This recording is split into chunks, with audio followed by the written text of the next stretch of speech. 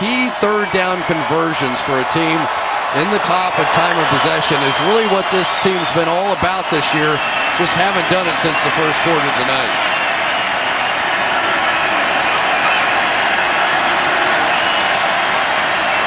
First and goal, pass is incomplete at the goal line, intended for Steve Smith, and it's Vaccaro blanketing him. Second down and goal. Yeah, just aren't many safeties in the NFL that are asked to play one-on-one coverage right here against the best receiver the other team has. You know, you can say whatever you want. In my mind, and I've played in this position a lot, the slot receiver has it the easiest because he has so many different options. He can go in, he can go out. So the slot corner is the toughest defensive position, and Kenny Vaccaro does a nice job out there. And he's really not even a corner, he's a safety. Exactly. Yep. Second and goal. And Newton was going to call for a timeout, and he does get it. He turned his back for a fleeting second on Junior Galette, and I thought he was going to get buried, but Galette heard the whistle. Saints defense last year, of course, it was a messy year. Peyton was suspended. Joe Vitt was suspended, and he became the coach when his suspension was over. And rough time for Steve Spagnuolo coming in here. The place was a mess. Well, you know, I thought that Sean Payton made a great point in talking about Rob Ryan being a perfect match for what he does on offense, because they want to be wide open and multiple and take chances. And now on defense, they're wide open and multiple and take a lot of chances. And from an offensive standpoint, when you have a high-flying offense with Drew Brees, the last thing you want is to go sit on the bench for 5 or 6 minutes. So defensively, you take some chances, you blitz. If you get hit with a long one over the top, so be it, because you know that Drew Brees is going to come right back down the field and pick it up. But this is not the first time this season we've seen Rob Ryan's defense really dominate a key football game. They were all over the Dallas Cowboys. And odd to note, I mean, he's had a lot of success as Rob. He's been with some teams that haven't fared very well, obviously. And this year, the first time he's been the defensive coordinator of a team with a winning record. And that pass is incomplete. Had no chance. Going too deep to begin with. Getting covered by Lewis. It'll be third and goal. I tell you, Keenan Lewis has had a big, big game tonight. He came over. He was a New Orleans kid and was in Pittsburgh and just wanted to come home. He really was intent the whole time to come here as a free agent. Got his opportunity, and what a difference he's made. He's kind of become as close as they have to a shutdown corner on the outside. But you need that guy that can take away another team's #1 receiver, and he's had a big night tonight. Got Steve Smith out there right now. Third down and goal. And Newton's going to go down. And they had a hammerlock on Smith as he came across the middle. Junior Galette picks up his third sack, and that's the 5th sack for the Saints tonight. Looked like man coverage, end up a zone. Watch Kenny Vaccaro right here as Steve Smith comes across. He gets clotheslined by Vaccaro and had to take an 8 count on that one. Fantastic job on the back end of this defense tonight for the Saints.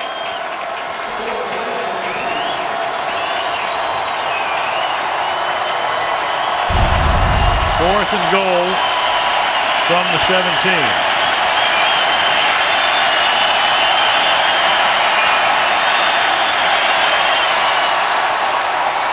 And Newton's going to take a timeout with 5:22 left. Fourth year for Junior Galette. Didn't have a sack in his first year, then 4.5, then 5, and he has 3 tonight to give him 9 for the season.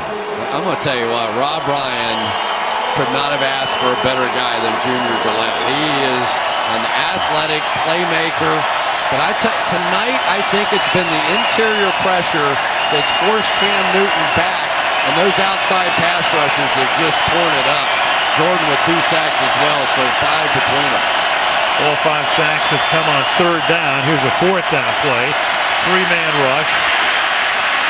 And Newton fires into the end zone, and that'll be caught. Steve Smith is able to make the catch despite getting bracketed. And finally, Carolina gets into the end zone. Well, Keenan Lewis was pretty much pitching a shutout all night long, but we've seen Steve Smith just fist fight his way to touchdowns before. Watch this. Just a little extension of the arms and come back and fight for the ball. But you have to say tonight, it has been at least a decision for Keenan Lewis.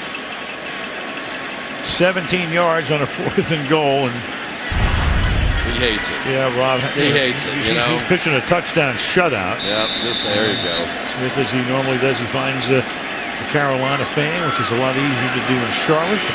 Found one with the 89 jersey, didn't he? Right. Found his man. For the souvenir, the extra point is good by Graham Gano. 5:15 remaining in regulation. 31-13. Updating the playoff scene in the AFC. Denver winning today 11-2, clinched the playoff berth, but not the division yet because KC's 10-3. New England, miracle win at the end again. Cincy 9-4. Indianapolis on top, clinching the AFC South. Looks like Kansas City's going to one more win and they do clinch a playoff spot. And then you got a real scramble for that second position. Onside kick attempt here, and that's fielded after it goes 10 yards by Benjamin Watson. So the good hands guys are out there. Well, the Panthers special teams coordinator Richard Rodgers, and you go back to one of the most memorable plays in the history of football, Cal Stanford, November of 1982. Ron Rivera played on that Cal team, and there's Rodgers. He's going to handle the ball twice. Of course, the very famous end-of-game run back with Cal winning, and forget about the 9 penalties that never got called that, would ruin a good story, right? And into the band they go, and the Golden Bears win it, and Rodgers handles the ball twice, and Rivera's on that team, and nobody will ever forget that one. Looked like an option quarterback. That second one came down the line, got a little rugby line going. It's pretty good. I'll tell you something else. We'll get to her after the play. There was somebody who was in the stands that day. A Cal Bear. I wonder who that was. Ingram. Who was in the stands that day? Who that was in the stands that day, Michelle? Me dat. I was just a 17-year-old high school senior looking at Cal and Stanford, and I saw that. I talked to Rodgers tonight on the field, and we kind of connected, and he said, all I told everyone, he was the special teams captain, he said, all I told the guys was keep the ball alive, and he said, I had no idea I'd touch it twice. He remembers it was such fondness and said it led to a lot of great things, including his job with the Panthers. Yeah, it's a story for a lifetime. As Breeze is going to get taken down, and the ball is out, and they're going to recover. The Saints are. Quentin Michael was able to extract it. It looks like Collins got there to recover it at the 47. Well, Jim Johnson, the old Eagles coordinator, would be proud of this one. He comes right around and just gets his hand on the ball. Almost all pass rushers now, they're not even trying to hit the quarterback anymore. They're just going for that throwing arm because you get credit for the sack anyway, and then you get the forced fumble, and they all love the trifecta when they get the recovery as well, almost for Quentin Michael. 3rd down and 19. It smells like pressure. Smells like a whistle. There's Darren Sproles, about 5'6" of him, going against Greg Hardy at about 290. Yep, 6'4" and 290. And now he's going to hide behind his offensive line. Delay of game, offense, 5-yard penalty, still 3rd down. Here we go. Wonder what kind of odds we get in Vegas on this fight. There we go. One little shot. You'd have a bunch of commissioners getting fired if they ever let it transpire. Darren Sproles, the leading rusher in this game, though. 1 carry for 38 yards. Only a 100-pound differential. Have to work the jab. 3rd and 24.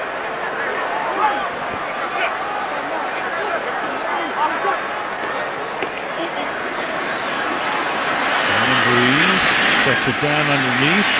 Pierre Thomas is going to get tackled at midfield. Yeah, you played that Cal Stanford play, and we saw one of those today. The Pittsburgh Steelers, we thought were going to win the game, and Just barely stepped out of bounds. That would have been a miraculous comeback for the Steelers, but not to be. Well, ever since that Cal Stanford game, I mean, everybody in a situation like that pretty much tries the same thing, just keep the ball alive. Wasn't it the Saints that did that in Carolina, and they made it work and went down the field, and they missed the extra point to tie the game? Yep.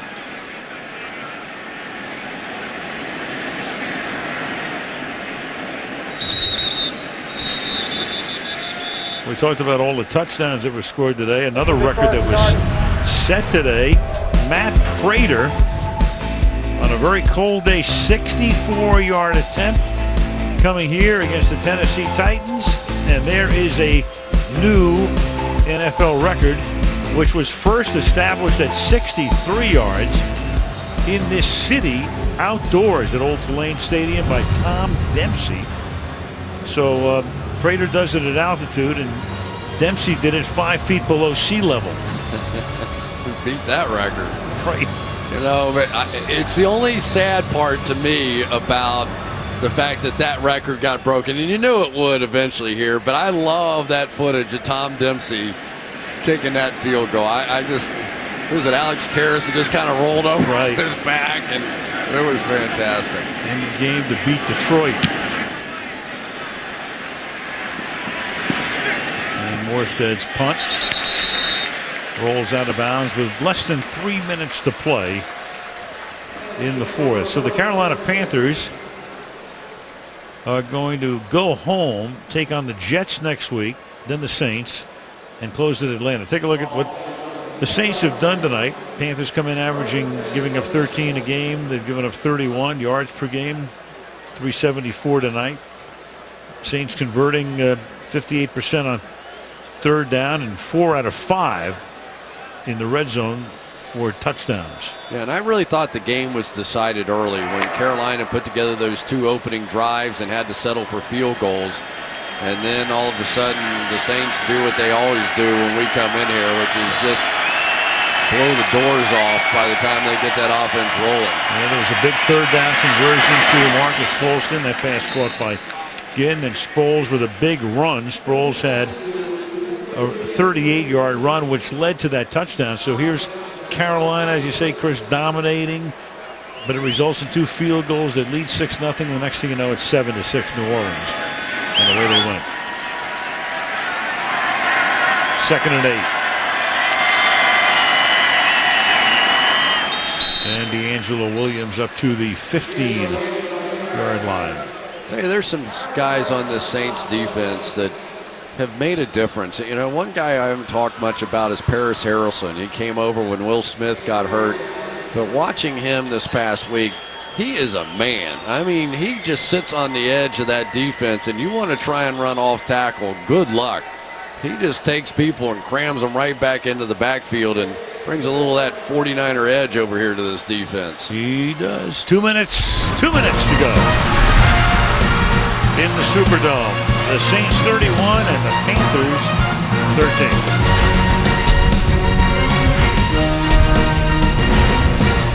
13. Coming up shortly, the Wendy's post-game report. Michelle on the field interviewing the stars of the game. Bob, Tony, and Mike will wrap up the game and some of the stuff that happened around the league today. And some fascinating things took place all across the NFL. Chris and I looking ahead to next week when we see the Bengals for the first time this season going into Pittsburgh. Kenny Vaccaro. Good young safety. We have seen him so many times tonight, and I don't know that any safety in the game right now is being asked to do more than Rob Ryan is asking of Kenny Vaccaro. Started the season off with a big play that helped him win the first game and just been physical, gets involved in the run game, and you can see he doesn't want to hear it whenever the receiver complains about getting knocked on their backside. Good player. 3rd down and 5. 2 minutes to play.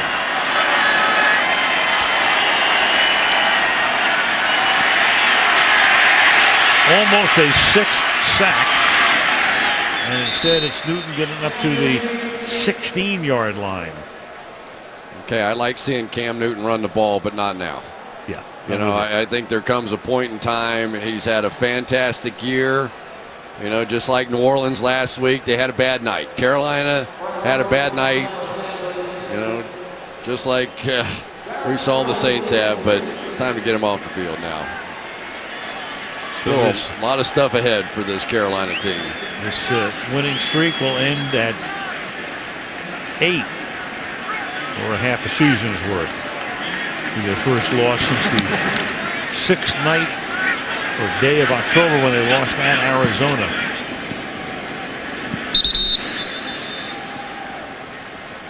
And out of bounds at the 30-yard line. Take a look at this on the Sean Payton, Drew Brees front since 06 when they got together. Regular season record is really good on the road, but when you get to the playoffs, 4-0 here and 0-3 on the road, including that stunning defeat at Seattle when Seattle barely got into the playoffs 3 years ago. Then knocked them off in that wild game where Marshawn Lynch created an earthquake. Yeah. But, you know, you just can't give Sean Payton enough credit. I mean, we saw what the Saints were a year ago without him. You watch him in practice. We have the pleasure going out there and watching practice, and he is totally in control of everything they do. He designs all those plays that were getting people wide open in the red zone against one of the best red zone teams in the National Football League. And somehow he and Drew Brees seem to be almost the same guy. You know, when you're talking to both of them, they're both thinking the same thing. And Brees even says that. He said, sometimes I'm thinking of a play, and sure enough, that's the play that he calls. And it looks like it when they're playing games like this. That kneel down will end it. Don't have to run another play. The New Orleans Saints will go to 10-3, and Ron Rivera's team will go to 9-4. And it puts the Saints very much in the driver's seat in terms of winning this division, because even if Carolina were to beat them in 2 weeks and they wind up with the same record, the Saints are going to win the tiebreaker. Big night for Ryan as well.